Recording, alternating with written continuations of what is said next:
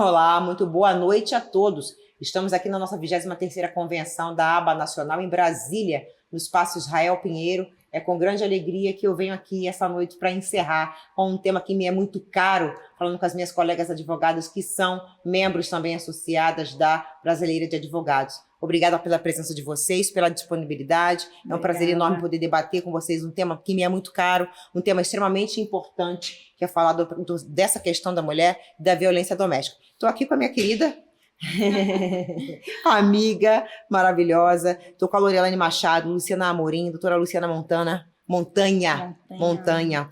E a gente vai poder ter a oportunidade, não é, Luciana Amorim, de reativar a Comissão Nacional de Enfrentamento à Violência Doméstica da ABA, não é? Exatamente. É uma grande oportunidade para você que tem interesse em participar dessa temática, levantar essa bandeira em favor das mulheres que sofrem violência doméstica. Estamos aqui com a mais nova composição e reativação da Comissão Nacional de Combate, de Enfrentamento à Violência Doméstica da ABA. Bom, a doutora Lorelane, desculpem, ela é especialista em Direito das Famílias e Sucessões, doutora Luciana Amorim, também especialista em Direito das Famílias e Sucessões, e doutora Luciana Montanha, não diferentemente disso. A gente vai trazer um pouco do debate acerca dessa dinâmica que eu considero, muito embora assim, a gente está vivendo aí um agosto lilás, é extremamente relevante falar isso em todos os meses do ano, e exponencialmente nesse mês de agosto a gente pode trazer com mais ênfase esses debates à tona. Eu queria que vocês falassem um pouco gradualmente, vou começar aqui pela minha amiga, da sua experiência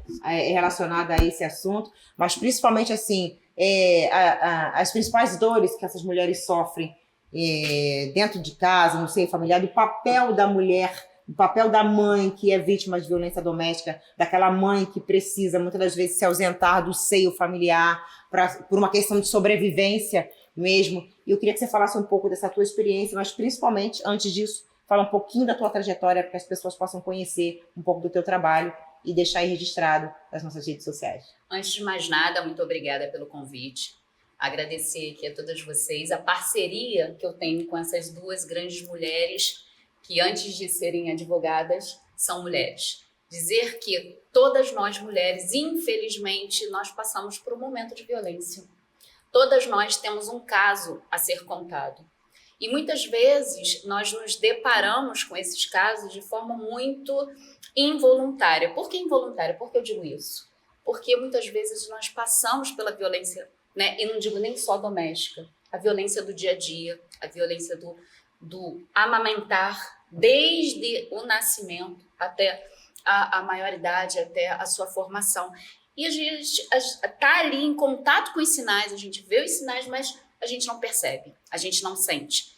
E a gente precisa de uma rede de apoio. E quantas vezes, né, nesses 28 anos que eu tenho de formada, eu me deparei com muitas mulheres que passam pelo ciclo, são vários os ciclos, né? O ciclo do amor, e depois a gente vai para a violência, e o ciclo do amor, e vai para a violência, e ela não sabe que está sendo violentada.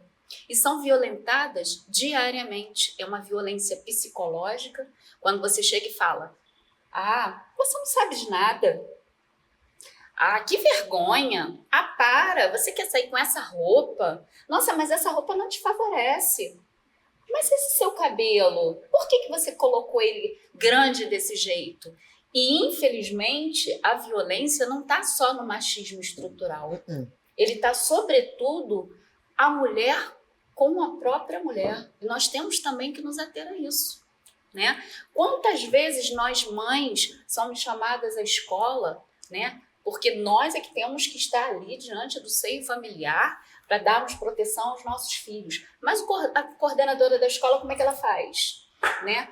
Poxa, sua mãe não cuida das suas unhas? Menino, sua mãe não lavou sua cabeça? Menino, sua mãe não te colocou para estudar? Então, ou seja, é o tempo inteiro sendo violentada. Nós somos violentadas diariamente. E a gente tem que entender desses sinais e entender também que nós temos a condição de sermos o quê? Empoderadas. E o empoderamento não está só no trabalho, não. É lícito você querer estar dentro de casa. É lícito você querer ser do lar. E tá tudo bem. Mas a mulher, ela se sente envergonhada de dizer: eu sou do lar. E não tem problema nenhum. Se sente diminuída, né? Exatamente. Diminuída. A própria sociedade, ela Exatamente. cria um estigma. Foi interessante você trazer isso, Luciana, porque a própria sociedade cria um estigma daquela mulher que está dentro de casa. E eu achei muito interessante, vocês vão concordar comigo, tenho certeza, as recentes decisões do STJ relacionadas a isso. A mulher que abdicou a vida inteira da carreira para cuidar da família, cuidar dos filhos, muitas das vezes mulheres que eram muito bem colocadas socialmente, que tinham uma profissão, mas que resolveram se voltar para a família, cuidar da família, aí perfeitamente lícito. E hoje, no caso de divórcio, elas têm o direito à pensão vitalícia. Isso é um reconhecimento. Eu tenho visto decisões, muitas decisões afetas a essa temática, até em razão do trabalho que a gente vai desenvolver, falei para vocês agora no dia 25 de novembro, porque são decisões que favorecem a mulher. E que bom que a gente hoje tem pessoas que estão voltadas a desenvolver esse tipo de trabalho para valorizar essas mulheres. As donas de casa, as empresárias, as contadoras, as advogadas, as médicas, aquelas que conseguem uma tripla jornada, driblar muitas das vezes, às vezes até sem parceiros, ou são viúvas, ou são separadas, são as mães solo, não é? Que elas conseguem numa dupla ou tripla jornada cuidar dos afazeres domésticos, cuidar da vida pessoal delas, cuidar dos filhos, e às vezes vai faltar tempo para cortar uma unha, ou às vezes vai faltar tempo para lavar o cabelo, e está tudo bem, Está sim. tudo bem, sim. Porque, na minha opinião, vocês podem dar a opinião de vocês, o empoderamento não está diretamente relacionado à mulher que se arruma e que se veste e coloca um salto alto e sai por aí, não. O empoderamento está no sentido da mulher se sentir bem fazendo aquilo que ela gosta e estando no lugar que ela escolheu estar, qual seja, num escritório, numa casa, uma atividade remota, cuidando da família ou dos filhos. E essas formas de violência que você traz, muitas das vezes são vilipendiadas, porque as pessoas acreditam, não, mas isso aí é mimimi. Essas mulheres estão trazendo, nossa, mas que besteira, só porque eu falei que o cabelo dela tá horroroso, que eu não gostei. Primeiro que ninguém pediu opinião, né, pra começar. E segundo, que até se quiser raspar a cabeça, fique à vontade, cada um sabe de si. E segundo, que a grande questão em vilipendiar o outro, em ultrajar, em menosprezar o outro, independentemente da posição social, da classe social, é algo que está mais diretamente ligado à pessoa que o faz do que à pessoa que sofre. Então, eu acho extremamente importante você falar dessa questão da violência. Quero ouvir nossos colegas também, porque são temas... E eu tive a oportunidade, semana passada, vou falar daqui a pouco, de participar do lançamento no STJ, que inclusive a apresentação desse livro foi a Luísa Brunet, que também sofreu violência doméstica. Eu queria que vocês falassem um pouco da experiência de vocês, antes da gente falar um pouquinho desse livro, fazer umas perguntas sobre a opinião de vocês. Sim, eu gostaria até de ressaltar aqui sobre pesquisas que mostram que hoje a maioria das mulheres são chefes de família. E não são só mulheres separadas, né? Não são só mães solo. São também mulheres casadas. Sim. E como é difícil para esses homens reconhecerem esse valor, né? Essa vergonha que existe perante a sociedade. Eu vi até uma matéria no Fantástico que me chamou a atenção, que a repórter falou que os homens desmarcavam a matéria, foram convidados porque não tinham coragem de declarar, né? Imagina uma matéria de proporção nacional, que a sua mulher era chefe de família. E a gente precisa defender muito a mulher e essa valorização, né? Como você falou, o STJ vem reconhecendo e tem uma legislação para tirar essa invisibilidade do trabalho doméstico, porque a mulher se dedica, o casal constrói um patrimônio e quando se separa, é tudo dele. E é exatamente essa situação que chega até os nossos escritórios. Numa partilha, a mulher visivelmente sofrendo uma violência patrimonial, ficando sem casa, sem dinheiro para se sustentar. E essa é uma das maiores causas da manutenção de violência doméstica, né, dessas relações opressoras. Então, nós como mulheres, em um dado momento da vida, provavelmente todas sofremos alguma violência. Com certeza. E a gente vem desde muito cedo falando para mulheres, despertando mulheres. Esse momento aqui hoje é muito especial, é mais um momento marcante da nossa carreira, gostaria de falar isso. A gente vem batalhando, assumimos uma comissão de violência doméstica da OAB da Barra da Tijuca do Rio de Janeiro e agora da ABA também, Nacional, hein? nacional, e vamos Vamos reforçar. dar, E uma dá dentro, muita tá? visibilidade. Precisamos de você, mulher, doutoras, que queiram enfrentar com a gente essa jornada, porque esse é um desafio para todas nós. E obrigada Quase me por esse aventurando, espaço. hein? Por favor! Sim, nós será muito precisamos. bem-vinda. E uma coisa muito interessante que eu quero destacar aqui também, da necessidade da informação. Esse trabalho que você desenvolve aqui na ABA, isso aqui é importantíssimo, porque essa mulher, ela precisa ter informação, ela precisa entender que ela está passando por uma situação de violência doméstica. Porque muitas vezes, erradamente, as pessoas em casa, elas acham que a violência doméstica é aquela que já chega no ponto da agressão. Das vias de fato. Aquela que já chega finalizando ali um homicídio, né? Um feminicídio, corrigindo aqui, perdão. Então, assim, essa mulher precisa entender que como a doutora Lorelaine falou, um desmerecimento, uma desqualificação, isso é uma de forma até sutil, né, um trabalho psicológico, né, trabalhando um abuso emocional, isso é uma violência doméstica. Até porque, né, um adentro aqui. Quando a mulher ela chega a se situar desta forma, ela já perdeu toda a rede de apoio. Sim, exatamente. Porque o homem ele consegue afastar a mulher de todo o seu seio familiar, da sua rede de proteção, e ela se encontra sozinha. Então é muito fácil para uma outra pessoa dizer assim, por que você não sai disso? Uhum. Por que você está ainda sofrendo isso? Mas é muito difícil. Não Olha, sabe o nível de opressão vou lhe dizer uma coisa. Exatamente. Há 15 dias, nós fizemos uma palestra na OAB Barra da Tijuca, inclusive foi o momento de posse da comissão, em que nós levamos uma doutora para palestrar, e ela nos disse o quê? Eu tive dificuldade, fala dela, eu tive dificuldade de encontrar uma doutora que pudesse me apoiar. Ela sendo uma advogada. Naquele momento, ela estava sofrendo por uma violência patrimonial, além da violência física, muito severa, e ela estava sem poder custear aquilo ali. Sabemos que nós temos a defensoria, mas para um determinado posicionamento social é difícil ela ser abraçada. E eu gostaria de dizer que nós temos comissões para isso. Uhum. Nós estamos aqui para apoiar. Nós temos que criar essa rede de apoio e dar informação a essa mulher e dizer, olha, aqui você conseguirá ser acolhida. Porque o projeto, tanto da OAB quanto da ABA, é o quê? É poder dar acolhimento e assistir a essas mulheres, trazer essa informação. E esse trabalho preventivo. É um trabalho que é um trabalho de enfrentamento que antevê um eventual feminicídio. Porque a ideia é essa. É proteger a mulher. E, sobretudo, a mulher ela não precisa só sobreviver. Sim. Ela tem que viver, ela tem que respirar, ela tem que saber que ela é capaz.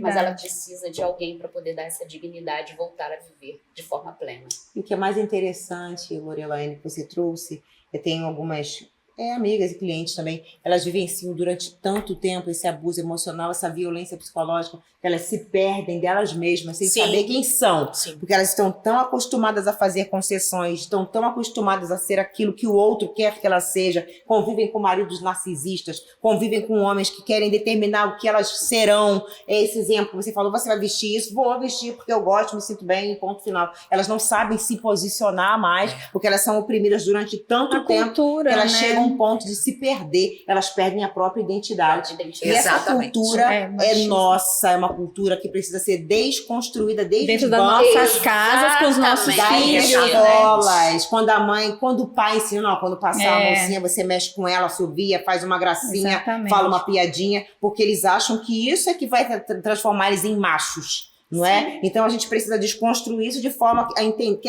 a sociedade entenda que a mulher precisa ser respeitada independentemente do papel que ela escolheu desenvolver na sociedade. Sim. Veja, dentro do que você está dizendo, algo muito importante. Nosso próprio vocábulo, a semântica nos diz isso. Quando a gente trata, por exemplo, uma flexão, né? Vamos lá, uma flexão aí em que eu digo homenzinho e digo mulherzinha. Olha esse zinho, olha esse zinha. Você não pode sentar desse jeito porque isso é coisa de mulherzinha. e diminui. Sim. Mas você tem que ser homenzinho, você tem que ser macho. Então também chama atenção para essas mulheres, porque nós temos também que começar a educar os nossos filhos, porque não tem questão de gênero. Por que a menina pode e deve arrumar a cama e o menino não?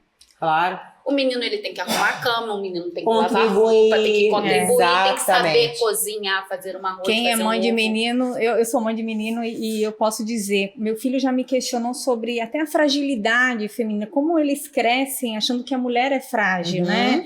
E a gente tem que explicar, não, na força física nós até podemos ser frágeis, né? Porque, na verdade, Mas não. culturalmente, a gente já vê... Você falou algo muito interessante que eu até ia colocar aqui.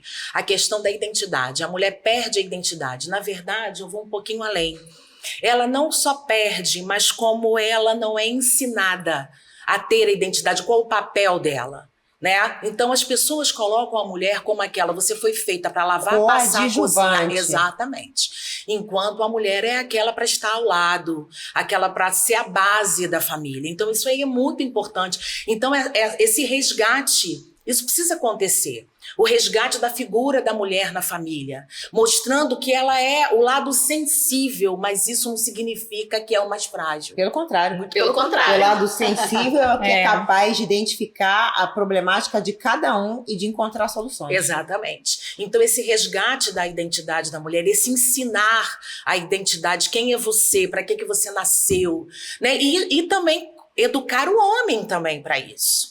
Né? Que ele tem um lado mais forte, né? Vamos dizer assim, da força, mas que a mulher completa o homem. Sim. Assim como o homem também completa a mulher. E vice-versa. Isso é muito importante. Recentemente também eu vi uma matéria que é muito importante a gente falar do abandono dos idosos, que isso também é uma forma de violência doméstica, né? A violência doméstica não é só contra a mulher. Justamente porque a mulher foi para o mercado de trabalho e deixou o seu papel de cuidadora. Só que ela precisou buscar o seu sustento, buscar essa ascensão profissional.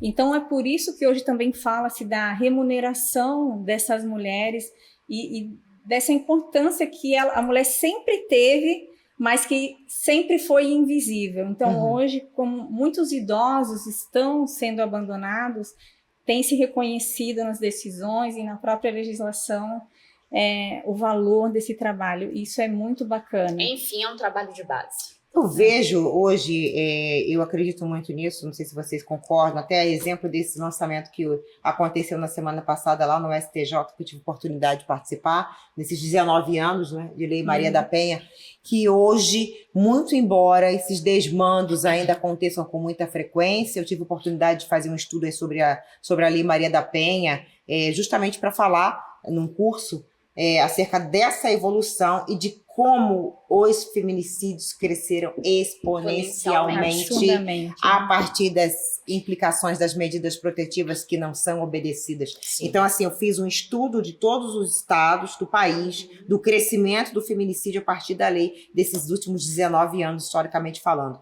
E você observa, achei muito interessante esse livro, quem tiver a oportunidade de adquirir, vou até mostrar aqui, ó. É um livro muito interessante para quem atua com essa área de enfrentamento à violência doméstica, porque ele traz aqui uma série de temáticas afetas aos abusos, afeta ao feminicídio. Até a ministra Daniela, salvo melhor juízo, ela fez um artigo que tratava justamente da questão do combate à violência de gênero e o feminicídio. E acho que a gente precisa trazer à luz esses questionamentos, trazer essas reflexões dentro dessas obras, justamente para que as pessoas possam tomar conhecimento do que acontece. E quando você traz da tua experiência, da tua vivência, alguém da tua família, alguém que viveu, alguém que experimentou, você mesmo experimentou em determinado momento uma violência, porque quando você retalia, quando você devolve, agressiva, exatamente, agressiva, grossa, ignorante, que horror. Então você começa a ser vista de uma outra forma, estereotipada, porque você não pode se defender. E eu, como sofri violência de certa forma na caserna, quando lá estive, que sofri assédio sexual e moral, então vejo isso numa percepção muito internalizada de pessoas da minha família que também passaram por isso, como você pode combater e deve. E o primeiro combate e acredito que vocês vão concordar comigo, é enfrentar com a prevenção. Sim. E essa prevenção, ela vem do berço, como você falou, da criação dos filhos, de desconstruir um pensamento machista, e não é porque nós somos feministas, porque eu nem me considero como tal, mas de desconstruir um pensamento machista acerca do que a mulher deve representar e quais são os papéis que a sociedade vai determinar para ela. E essa história clichê, a mulher pode ser o que ela quiser, é muito clichê, realmente, porque na prática não é assim que funciona. Legislação nós temos, né? Exatamente. Uma vasta legislação, mas e os feminicídios que só aumentam, Exatamente. né? É educação. Eu queria que vocês deixassem uma mensagem, quero parabenizar vocês por essa comissão que está sendo reativada, a Comissão Nacional de Combate à Violência Doméstica, vai ser extremamente relevante, vou pensar na possibilidade de integrar com vocês esse trabalho, eu acho extremamente importante, no escopo do militarismo, que é a minha área de atuação, mulheres que sofrem violência e que não falam com medo, até de retaliação do comando. Exatamente. Porque muitas vezes os maridos trabalham com elas podem ser rebaixadas e vilipendiadas pelos próprios comandantes. Sim. Então é uma violência dupla, porque é a violência estrutural, é a violência patrimonial, a violência doméstica, a violência psicológica, mas tem a violência também ali, no âmbito da caserna, que é uma coisa bem bacana da gente falar também, porque essas mulheres elas são duplamente oprimidas pelo sistema das Forças Armadas e Auxiliares e pelos seus respectivos parceiros.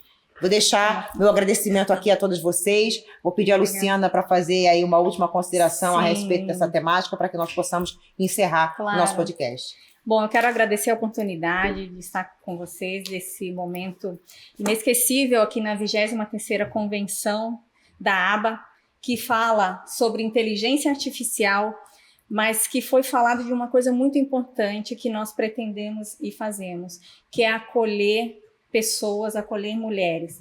A inteligência artificial pode resolver muitas questões da nossa vida, da nossa profissão, no direito, mas uma advocacia humanizada é o que faz toda a diferença. E as mulheres precisam muito de nós como profissionais, mulheres da nossa sensibilidade. E para finalizar, não se sentir culpada. Quem é vítima não tem culpa. Eu queria deixar até um recado, se você me permite. Claro. Você que está em casa, você que está assistindo esse vídeo, que você conhece uma mulher que está passando por uma situação de violência doméstica, ajude, não julgue. Exato. Isso é muito importante. Acolhe. Exatamente. Acolher. E interessante você falar isso, porque eu encerrar minha fala justamente dizendo que a gente precisa parar de olhar para nós mesmos e olhar mais para o outro. Que com certeza, nesse universo de problematizações e dificuldades que nós temos vivenciado no nosso dia a dia, de tantas pessoas com realidades diferentes das nossas, que vêm sofrendo reiteradamente violência de todas as categorias, nós podemos sim estender a mão para essas pessoas e ajudar de alguma forma. Muito obrigada pela participação de vocês. Obrigada, foi maravilhoso. Eu sou Fabiane Andrade, coordenadora do ABACast, presidente da Comissão Nacional de Direito Militar. Muito boa noite e até breve, se Deus quiser.